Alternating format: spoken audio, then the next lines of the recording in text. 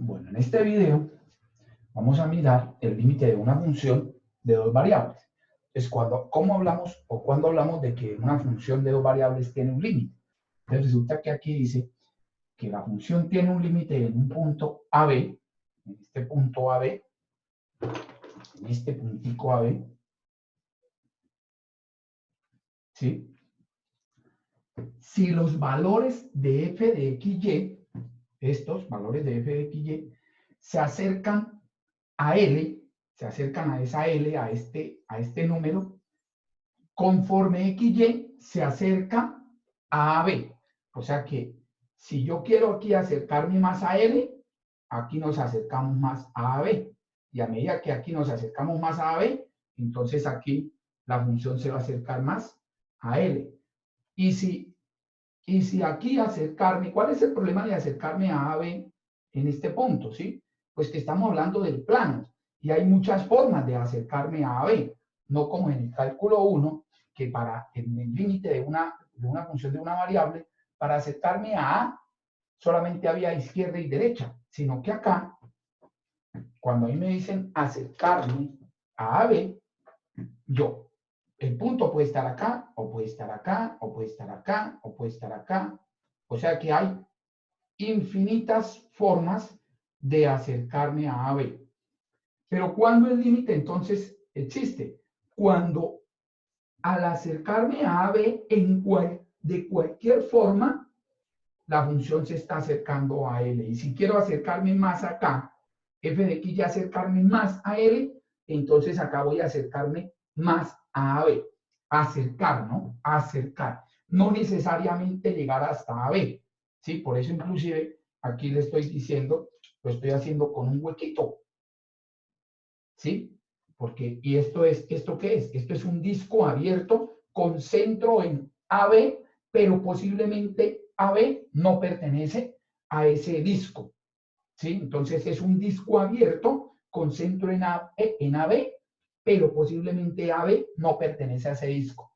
Entonces, si cuando cogemos cualquier punto de ese disco,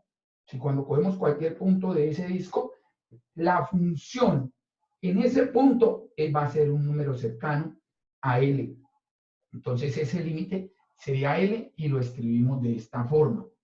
Entonces escribimos el límite de la función f de xy es igual a L cuando xy tiende a AB. Y entonces acá les estaba hablando también de algo, que cuando yo me voy a acercar a AB hay infinitas formas, ¿cierto?, de llegar a AB, porque esto es un disco abierto con centro en AB. Entonces aquí lo tengo, ¿ve? Un disco abierto con centro en AB. O sea que ahora estoy mirando solo el plano XY. Y aquí tengo a AB. Y entonces, ¿de cuántas formas me voy a acercar a AB? Entonces, miren que yo puedo acercarme de esta forma, puedo acercarme de esta forma, de esta forma, puedo acercarme así, o puedo acercarme así. Y así podemos entonces colocar infinitas formas de acercarme a AB. Esas infinitas formas se llaman trayectorias, ¿sí? Para acercarme a AB hay infinitas trayectorias. Y entonces aquí, ¿qué es lo que nos dice? Que si f de xy no se aproxima al mismo número L, o sea, aquí, f de xy no se aproxima al mismo número L, cuando tomamos dos trayectorias, o sea, si por dos trayectorias resulta que el límite me da diferente, ¿sí? Se está acercando a dos valores diferentes, entonces podemos decir que el límite no existe. Es lo mismo que en el cálculo 1 cuando decíamos izquierda y derecha. El límite debe ser único. Por izquierda y derecha tenía que dar el mismo límite para que el límite existiera. Pero acá resulta que no puedo hablar solamente de izquierda y derecha, sino tengo que hablar de izquierda, derecha, arriba, abajo, de por acá formando un ángulo de tanto, formando otro ángulo, o sea, infinitas trayectorias para llegar a B.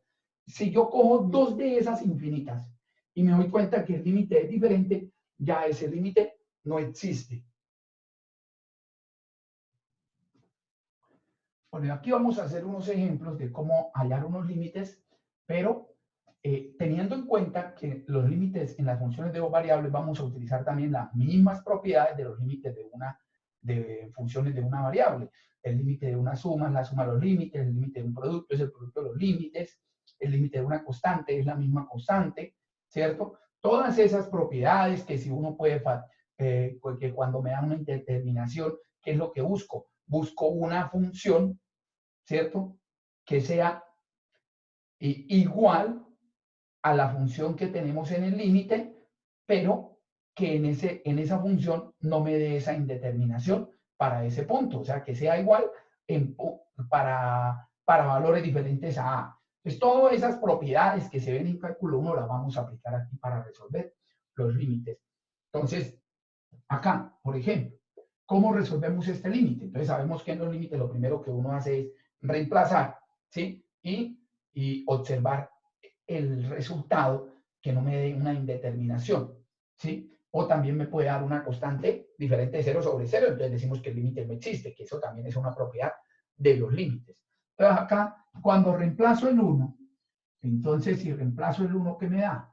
4 menos 1 sobre 1 más 1, entonces ese límite, ¿cuánto me da? Me da 2. Entonces, listo. Ese es, perdón, me da 1. Entonces me da 1, ¿cierto? Entonces ese sería el límite. A ver otro. Entonces, el límite ahora de cuando tiende a 0, 0, de e a la xy sobre x más y más 1. Entonces miremos a ver si el límite existe. Entonces, primero que todo reemplazar, volvemos a eso. Entonces si yo reemplazo me da e a la 0 sobre 0 más 0 más 1, y eso me daría e a la 0, que es 1 sobre 1 me da.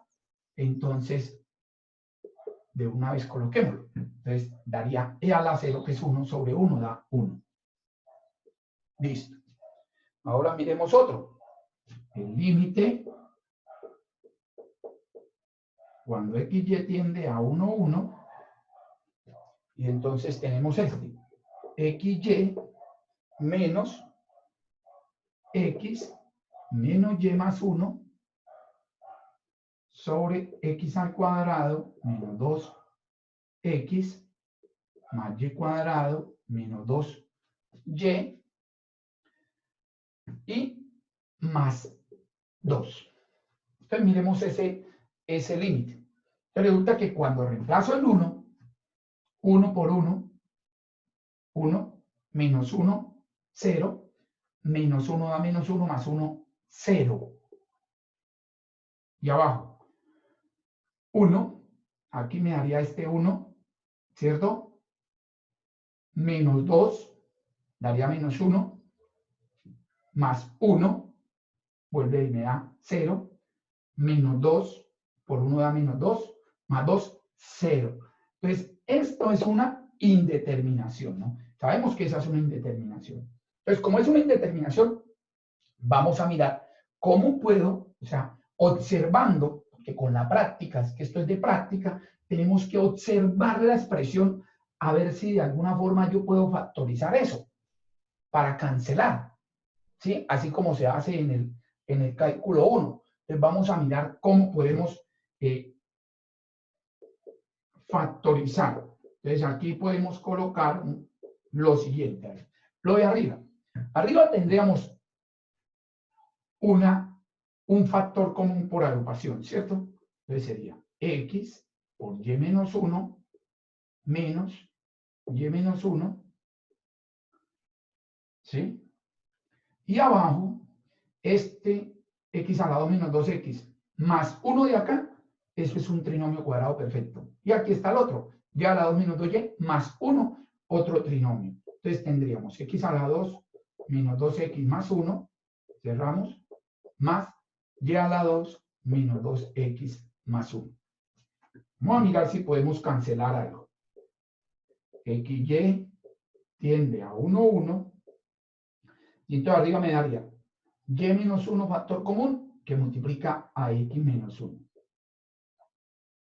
Y abajo, el trinomio cuadrado de acá más el trinomio cuadrada. Listo.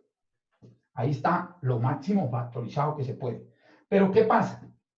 No puedo cancelar nada, ¿no? Ojo que no terminen cancelando este con este, porque esto es una suma, entonces no puedo cancelar. Y mucho menos y-1 con y-1. Entonces no se puede. Y si reemplazo ahí, pues vuelve y me da 0 sobre 0, ¿no? Porque aquí me daría 0 por 0, aquí me da 0 más 0. Listo. Entonces, no podemos cancelar y me sigue dando indeterminación. Vamos a mirar qué pasa si de pronto este límite no existe. Entonces, ¿qué hacemos? Pero resulta que se está acercando a 1, 1. Entonces, cuando se acerca a 1, 1, si yo tengo aquí el punto 1, 1, vamos a mirar qué trayectorias pueden pasar por ahí. Entonces, puede pasar la trayectoria y igual a 1. Puede pasar la trayectoria x igual a 1. Puede pasar la trayectoria y igual a x. Todas las trayectorias posibles que puedan pasar por ahí. Y igual a x a la 2 también me... ¿Cierto? Y igual a raíz de x. Y igual a x al cubo. Pero si yo cojo dos de esas y el límite me da diferente, este límite no existe. Entonces, hagamos primero una que puede ser la trayectoria y igual a 1. ¿Sí? Podemos hacer la trayectoria y igual a 1.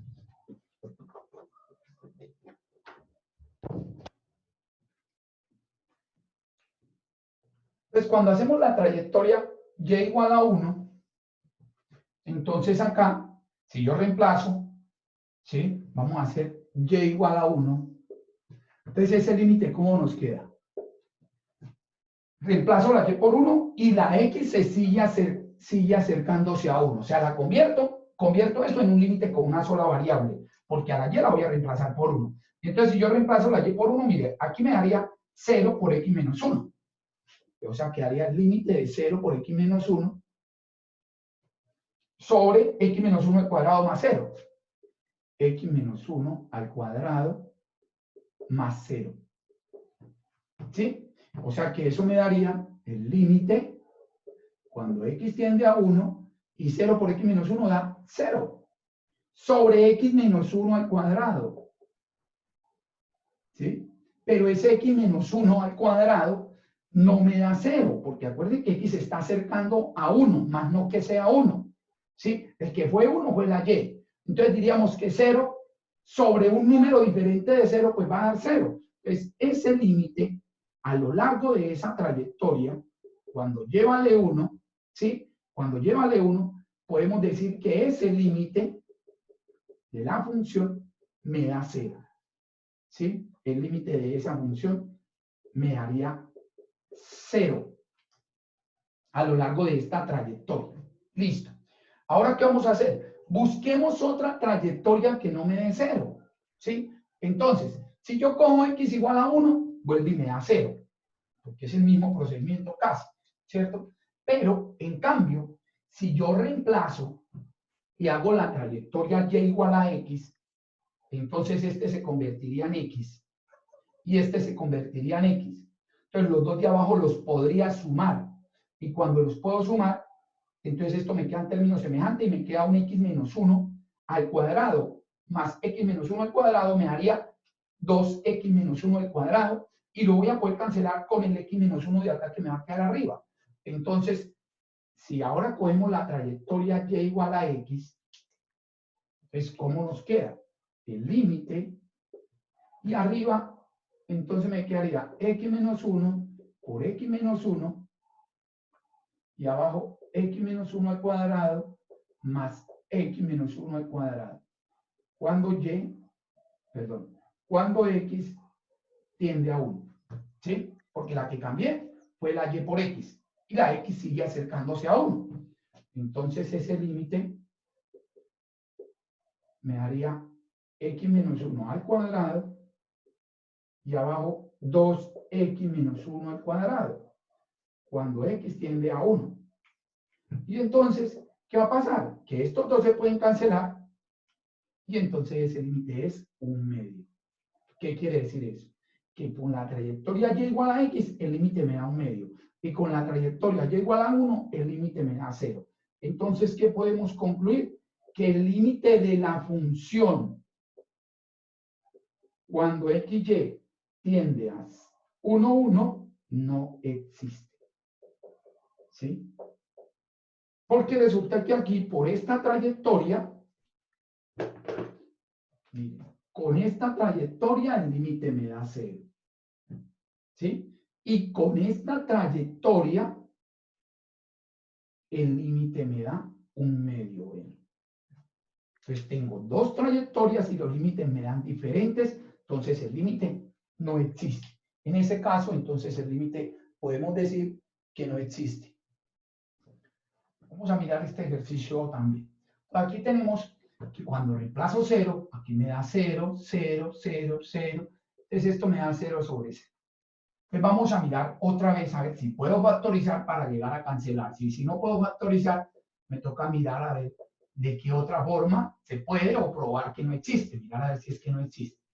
Entonces, vamos a factorizar y lo de arriba, aquí arriba, esto también es un factor común por agrupación. Entonces, aquí podemos sacar factor común XY, que multiplica a X a la 2 más Y a la 2, y aquí el 3.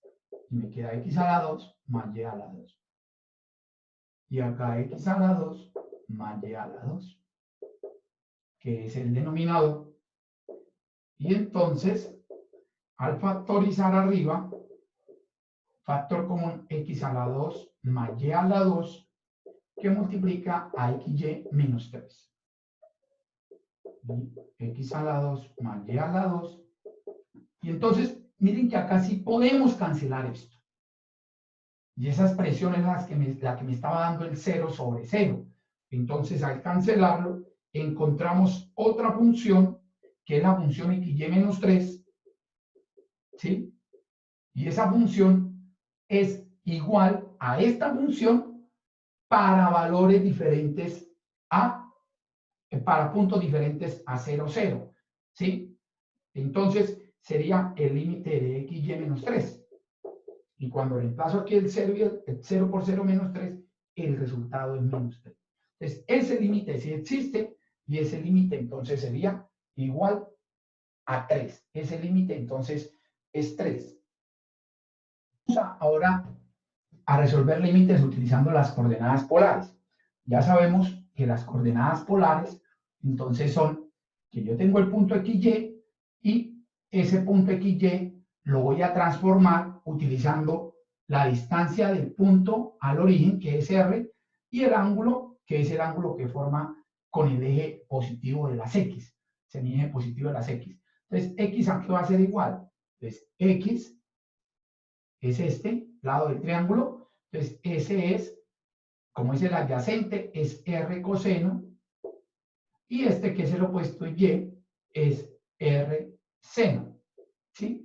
Y R, entonces, para hallar R sería X a la 2 más Y a la 2 es igual a R a la 2 utilizando Pitágoras. Pues, ¿cómo vamos a utilizar eso en los límites? Pues resulta que acá, cuando yo tengo que un límite tiende a 0, 0, como cuando yo voy a tener que un límite tiende a 0, 0, ¿qué pasa?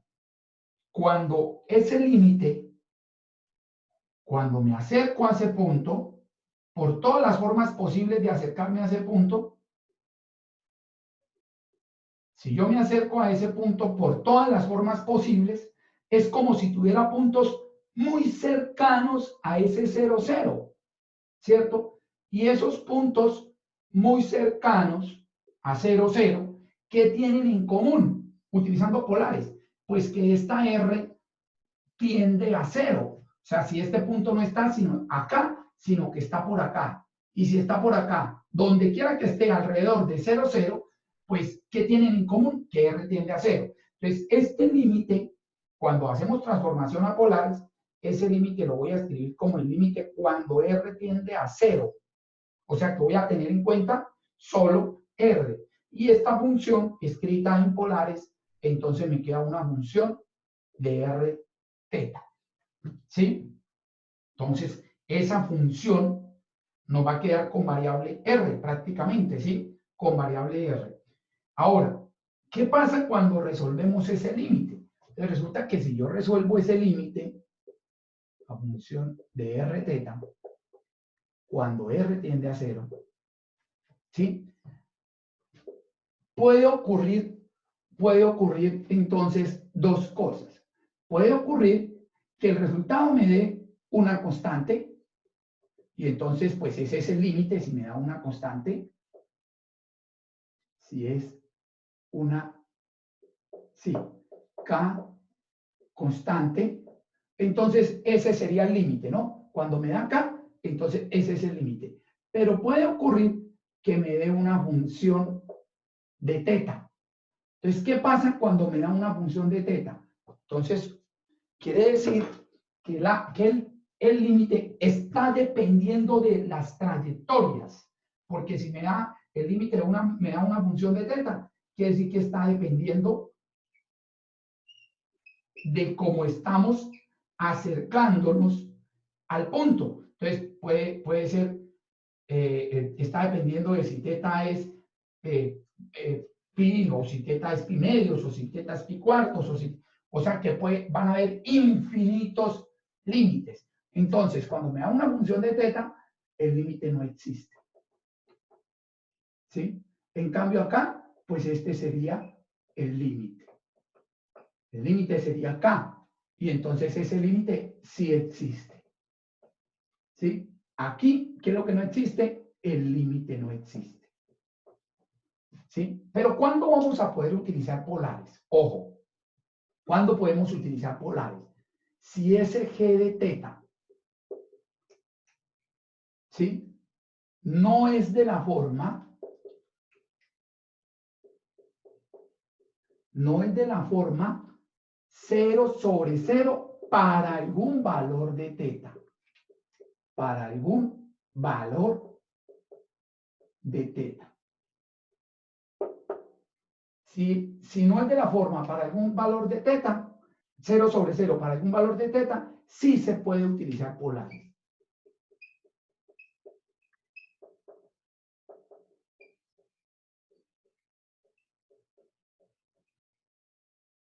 Se pueden utilizar polares. Si G de teta no es de la forma 0 sobre 0 para algún valor de teta. Si yo me doy cuenta que con un valor de teta esta función me da 0 sobre 0, no puedo decir que el límite no existe. ¿Qué me toca hacer? Devolverme y hacerlo de otra forma, porque quiere decir que por polares no puedo determinar la existencia de ese límite, no la puedo determinar por ahí, ni tampoco puedo decir que no existe. Entonces, pilas con eso. Ahora, de pronto vamos a pensar entonces, vamos a pensar lo siguiente, ¿sí?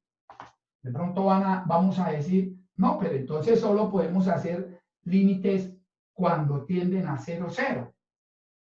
No, porque yo puedo hacer un límite que tienda a B. ¿Y qué podemos hacer? Hacemos una sustitución y lo llevo hasta 0, 0. ¿Cierto? Hacemos un cambio de variables, ¿sí? Por ejemplo, si yo tengo que XY tiende a AB, pero yo quiero es que tienda a 0, 0. Entonces, ¿qué podemos decir? Podemos decir cambiar variables. Entonces, podemos decir que U es igual a X menos A y que V es igual a Y menos B. Y si hacemos esa sustitución, entonces ahora decimos V tiende a 0, 0. Y si V tiende a 0, 0, ¿qué estamos haciendo acá? Estamos haciendo un cambio de variables en el límite, ¿no? ¿Para qué? Primero hacemos ese cambio de variables. Primero hacemos ese cambio de variables para que el límite tienda a 0, 0. Y cuando el límite tienda a 0, 0, ahí sí podemos utilizar polares. Pues miren que podemos hacer un cambio de variables porque a veces no todos los límites van a tender a 0, 0. Pero si hago un cambio de variables, hago que tienda a 0, 0 y ahí sí podemos utilizar entonces las coordenadas polares que de verdad nos facilita mucho el trabajo en el caso de los límites. Pero entonces, este límite, ¿sí? Aquí podemos darnos cuenta que aquí dice 3x a la 2 más 3y a la 2 y abajo x a la 2 más y a la 2, ¿sí? Entonces ahí, y tiende a 0, 0, de una vez está listo, podemos decir que ahí puedo utilizar polares. Entonces vamos a mirar cómo nos quedaría cuando R tiende a 0. Y entonces acá me quedaría el seno, si saco factor común, me quedaría x a la 2 más y a la 2, entonces sería 3R a la 2, y el seno, y abajo R a la 2. Seno de 3R a la 2 sobre R a la 2. ¿Y cómo es eso? Hacemos ese límite. Miren que cuando hacemos un límite por polares, lo estamos convirtiendo en una función de una variable que es R. Puedo utilizar inclusive la regla de L'Hopital. Entonces, si utilizo la regla de L'Hopital en ese caso, ¿sí? Si no nos acordamos de cómo hacer ese límite trigonométrico, pero sí se acuerdan del L'Hopital, entonces, ¿cómo es la regla de L'Hopital? La derivada del numerador es coseno de 3R a la 2, ¿cierto? Por la interna, que es 6R. Entonces me queda 6R coseno de 3R a la 2, y abajo 2R, la derivada. Entonces podemos cancelar esto. 6 dividido en 2 da 3. Y entonces tendríamos el límite de 3 coseno de 3R a la 2 cuando R tiende a 0. Y si reemplazo aquí, coseno de 3 por 0 da 0, entonces coseno de 0, ¿cierto? 3 por 0 da 0, entonces coseno de 0 es 1 por 3. Y entonces ese límite es 3. Entonces miren que ese límite, utilizando polares, nos queda de esa forma muy fácil. Listo. Ahora vamos a hacer este límite que ya ahora ya lo habíamos hecho. Lo hice demostrando lo que no existe, pero vamos ahora a mirar por polares. Entonces, este límite. Y abajo tengo x menos 1 al cuadrado más y menos 1 al cuadrado. Entonces, ese límite ya sabemos que es un límite que no existe. Pero vamos a probar por polares que ese límite no existe. Entonces resulta que aquí no está tendiendo a 0, 0. Entonces, ¿qué hacemos? Ya les había dicho que esa lo podemos cambiar para que tienda a 0, 0. Y entonces podemos colocar el límite cuando v tiende a 0, 0, ¿cierto? ¿Y cuál es la sustitución? U es igual a x menos 1 y v es igual a y menos 1. Entonces, cuando x tiende a 1, me da 1 menos 1, 0. Y cuando tiende aquí a 1, también me da 1 menos 1, 0.